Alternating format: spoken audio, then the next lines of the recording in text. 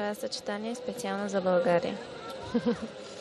Марина Дурунда от Азербайджан. За да завършим темата с Мария Матева, само да кажем, че всъщност за нея състезанието започна много странно и нещо, което за първи път на мен ми се случва да видя сбъркан уред, на който да играе. Оказа се, че за първото си изпълнение Мария Матева е получила оценка 0, защото е излязла с уред, който не е трябвало да излезе. Просто е объркан стартовия състав.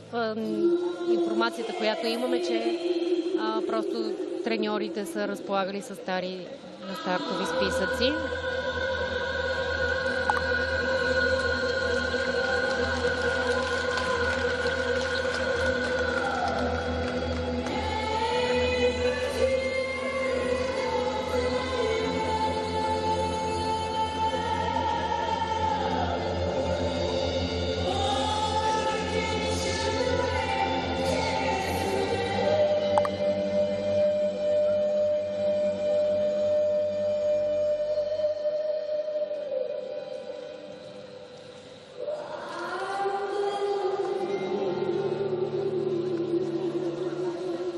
Стой.